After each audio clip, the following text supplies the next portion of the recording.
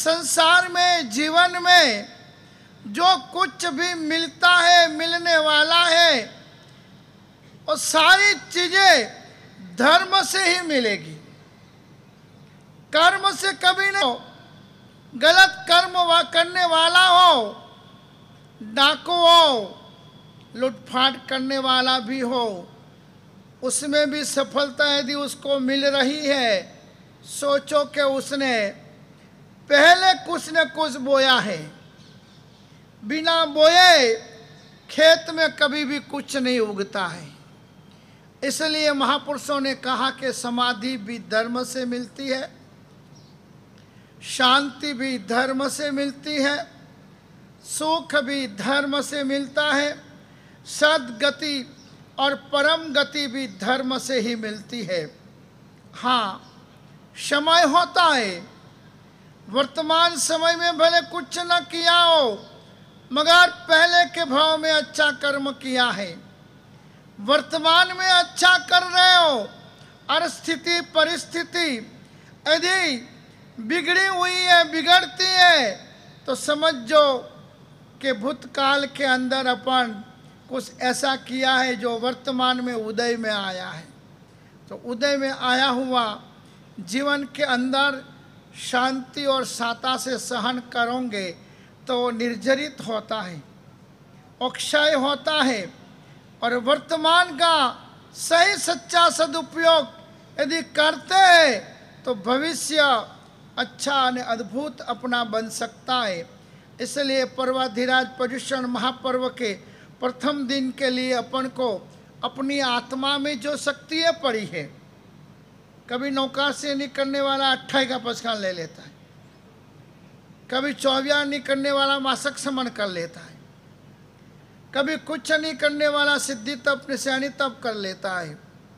यानी शक्ति तो अंदर पड़ी हुई है, तो वो ज्ञान दर्शन और चारित्र की जो शक्ति है अपने अंदर भंडारी हुई है, सुषुप्त है। उन ज्ञान दर्शन और चारित्र के आत्मा के गुणों को प्रकट करने के लिए महापुरुषों ने पर्व बताए।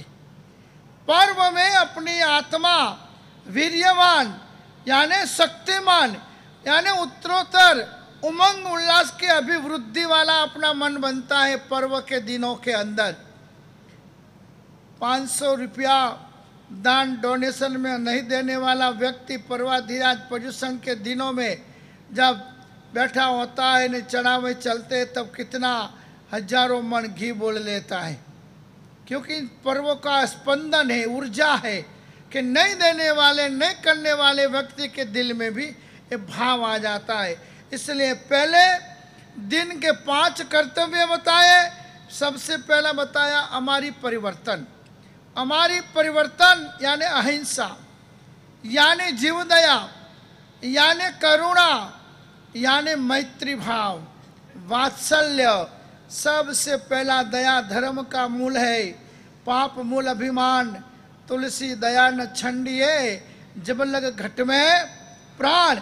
पहला कर्तव्य हमारी परिवर्तन, दूसरा कर्तव्य साधर्मिक वात्सल्य, तीसरा कर्तव्य क्षमापना, चौथा कर्तव्य अठम का तप, और 5वां कर्तव्य चैत्य परिपाटी यानी परमात्मा के मंदिरों का यात्रा करना, परमात्मा के मंदिरों को जुहारना। इस तरह से अपन को आज पर्युषण पर्वाधिराज के 5 कर्तव्य के ऊपर महापुरुष वाचना देंगे, समझाएंगे। यदि अपन समझ के घर में नहीं आते हैं, अन्य क्रियाक्रम करते ही रहते हैं, तो गतानुगतिक क्रियाएं हो जाती है। क्रियाएं प्राणवान होनी चाहिए, क्रियाएं समझदारी के घर की होनी चाहिए, जड़ नहीं बनना है, दृढ़ बनना है। अपन दृढ़ नहीं बनते, जड़ बन जाते हैं। बस और ऐसा किया, पहले भी हमने ऐसा देखा था, इसलिए ऐसा ही करना है, यही विधि है। नहीं भाई, अपन समझ पूर्वक, ज्ञान पूर्वक यदि इन क्रियाओं के, इन धर्म के भेदों को समझेंगे तो इको भी नमुकारो जिणवर वस्य हस्य वद्धमानस्य संसार सागरा वो तारी नरम व नारिम वा। एक कई नमस्कार यदि भाव से, दिल से, मन से, मन वचन और काया के त्रिकरण योग से भी हो जाए ने, और वो भाव लाने के लिए ही तो बार बार धर्म स्थानों का सेवन, धर्म क्रियाओं की सेवन इसलिए बार बार करना है कि वो भाव आ जाए कि एकदम कर्म का भुक्का बोल जाए। इसलिए 5 कर्तव्य महापुरुषों ने पर्वाधिराज को पावन तम स्वागत के लिए बताया है। तो हमारी से क्या होता है कि हमारी यानी अहिंसा, अहिंसा यानी जीव दया, जीव दया यानी प्राणियों की रक्षा, ये हमारी की पालन से भाव शुद्धि होती है। पहला भावना की शुद्धि जरूरी है। आप 50 लाख का चुनाव अभी बोल दो और उन मूंगे अबोल अबोध जीवों के लिए अपन को दर्द ना हो, दिल में करुणा ना हो, मन में भाव ना हो कि बस मैं इन लोगों का उद्धार करूं। पहले के महापुरुषों के जीवनों में आता है कि भगवान महावीर के जो श्रावक थे ने, कैसे श्रावक थे वो, 10,000 गोकुल गायो तणी रे, एक एक को 10,000 प्रमाण रे। कि भगवान महावीर के जो मूल श्रावक थे वो हर श्रावक का धंधा तो जवेरात का था। क्या का था? जवेरात का धंधा था। मोती ने, हीरा ने, माणिक ने, पन्ना ने, ज्वेलरी झवेरी बोले जाते थे। मगर वो बड़े बड़े श्रावक अपना धन इन्वेस्ट करते थे अहिंसा में, जीव दया में। धन धन ते मोटा सावको जी, 10,000 गोकुल गायो तणी रे, एक एक को 10,000 प्रमाण रे। और खाली 2-4 गायों को या 2-4 बकरे को या 2-4 पशु पंखियों को छुड़ा कर उड़ा दे, ऐसी जीव दया नहीं करते थे। आपने उड़ा दिया, वो लोग वही वापस पकड़ के ले आएंगे। एक पक्षी का वो 5-5, 10-10 बार रुपये वसूल करते हैं। मगर श्रावकों की सोच बड़ी होती है, लंबी होती है, दीर्घ होती है। उन्होंने अपना बड़ा बड़ा बिजनेस में से कमाया हुआ धन गौशालाएं बनाते थे खुद की। अब समझो कि 10,000 गोकुल गायों तणी रे, एक एक श्रावक के पास 10-10 हजार गोकुलें थी। एक एक को 10,000 प्रमाण रे, और एक एक गोकुल में 10,000 गायें थी। तो उसके लिए जमीन कितनी उनके पास? जमींदार हो गए। अब जमीन इतनी, तो उन जमीन को संभालने के लिए, उन गायों पशुओं को संभालने के लिए कितने राय का रबारी समाज और अन्य समाज के लोगों को रोजी रोटी प्राप्त होती थी। और बाद में ओ गाये, ओ पशुए कभी कत्ल खाने नहीं जाती थी। खाली दुधारा ढोर नहीं है, हर तरह के जो अबोल प्राणी, भय से भयभीत हर प्राणियों की रक्षा हमारे श्रावक करते थे। इसलिए कहा गया कि जैन समाज की कुल देवी जीव दया है। हर बच्चा जन्म से एक कीड़ी भी ना मर जाए, एक छोटा सा जीव जंतु भी की विराधना ना हो जाए, उसका संस्कार, उसकी संस्कृति यदि कहीं मिलती है तो जैन समाज में, जैन धर्म में मिलती है। तो ऐसी अहिंसा का परिपालन यानी भाव शुद्धि, भावना में, दिल में, विचार में करुणा का स्रोत भरा हुआ होता है। आज तो 1000-2000 घर के गांवों में 200-250 पशुओं की गौशाला चलाना मुश्किल है। सबको नाम चाहिए, नाम के अलावा डोनेशन है ही नहीं। नाम और 500 रोदान दे और पेपर में फोटो नहीं आवे तो पेट में गोटो उठे। ऐसे तो हमारे दान दाता है कि उनको तो पहला फोटो चाहिए, पहला मोटू बैनर चाहिए, है सब चाहिए।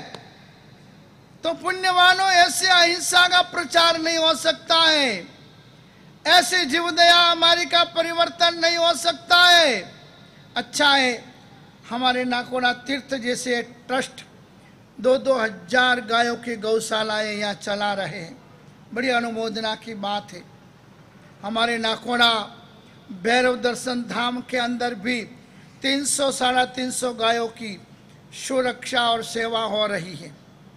मनोर पुलिस चौकी, पालघर पुलिस चौकी में बोला हुआ है, जो भी गाय कत्ल खाने से छुड़ावे वो हमारे यहाँ भेज दो। इस तरह से गायों को संभाला जाए, ऐसी गायों को रखी जाए, तो समझो कि वास्तव में अपन जीव दया अहिंसा का काम कर रहे हैं।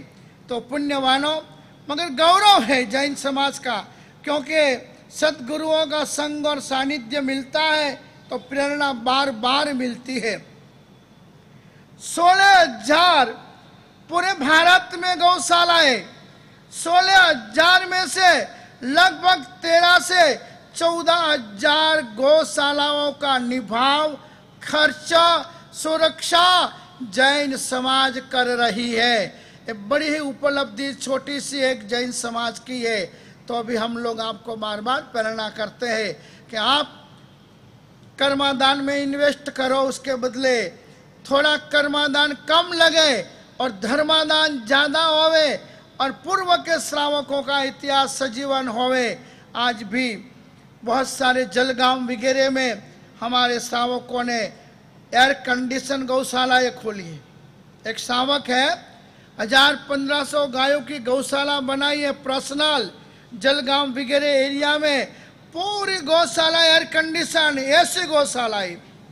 केपी संघवी ने भी 5-7 हजार गायों की गौशाला स्वयं खुद ने खोली हुई है।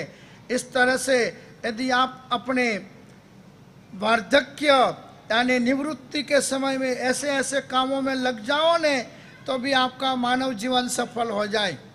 हैं? दर्जीनो दीकरो जीवे वटे तक सीवे, और वाणियारो दीकरो जट तक जीवे वटे तक धंधो नहीं छोड़े। वो मानवता की सफलता नहीं है। मानवता की सफलता तो उसमें है कि जो व्यक्ति 60 साल के बाद 61, 62, 63, 64 बस मौत हो गया संसार के लिए, व्यवहार के लिए, व्यापार के लिए, उसके बाद की उम्र तो अपने गांव के लिए, अपनी समाज के लिए, अहिंसा और जीवदया के लिए, भयावच और भक्ति के लिए, तीर्थ उद्धार और तीर्थ सेवा के लिए जो देना प्रारंभ कर दे, वो पंचायती नहीं हो वापिस। बहुत सारे बूढ़े तो चल न सके, कर न सके तो भी तष्टि पद छोड़ते नहीं है, दूसरे को नए को आने भी देते नहीं है और ठेका लेके बैठ जाते, ऐसा नहीं। खुद सेवा में लग जाए और अन्य लोगों को मार्गदर्शन देके उनको भी तैयार करे, वो सेवा है, वो भक्ति है।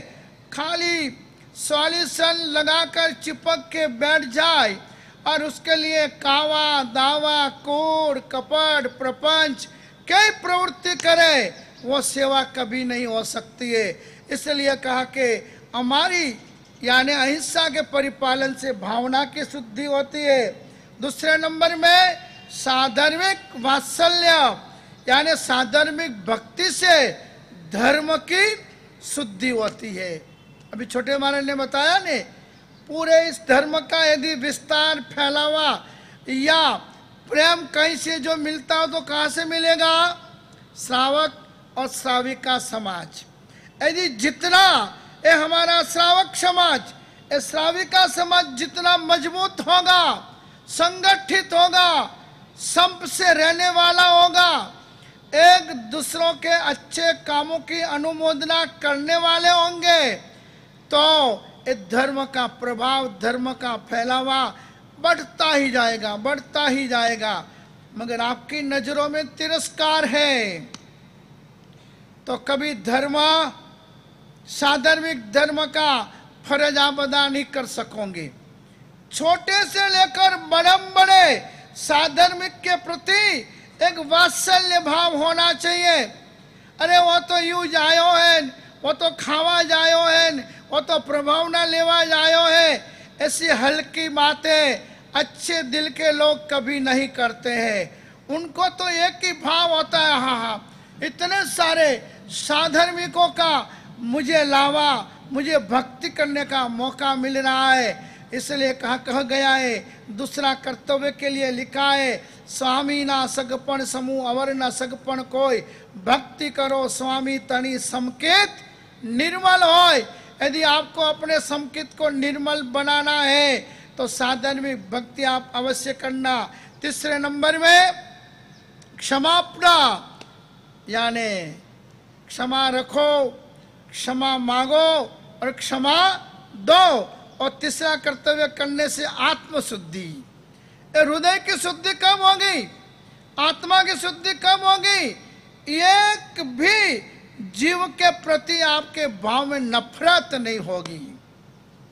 हाँ मैं तो वहाँ घरी जिम्मा नहीं जाऊँ, अब थोड़ा छोरा ने सोरी है, छोरा में ठिकानू नहीं हुए तो वो संबंध तोड़े, कभी सोरी में ठिकानू नहीं हुए तो सोरी संबंध तोड़े। थे क्यों संबंध तोड़ो, थे तो जोड़ो। ये भगवान का शासन जुड़ने के लिए, किसी से तोड़ने के लिए भगवान का शासन नहीं है। यह तो प्रेम और मैत्री का शासन है। या तो एक एक इरियावय सूत्र में एक इंद्रिय से लेकर बे इंद्रिय तक के पंचेंद्रिय तक के समस्त जीवात्माओं के साथ प्रेम और मैत्री की बातें जैन शासन में लिखी है। इरियावय सूत्र और कोई नहीं है, जीव मैत्री का सूत्र है। कौन सा सूत्र, इरियावही जीव मैत्री का सूत्र है। एक इंदिया बे इंदिया तेंदिया, यानी उनमें से किसी भी जीव की विराधना हुई वो तो मिच्छामि दुक्कडम। और आप जन्म में तब कोई रिलेशन किया नहीं था, मरोगे तो कोई रिलेशन लेके जाना नहीं है, और बीच में रिलेशन हुए कदाच अंतराय कर्म समझो, अपनी लेना देनी कम समझो कि जिससे वो रिलेशन टूटे।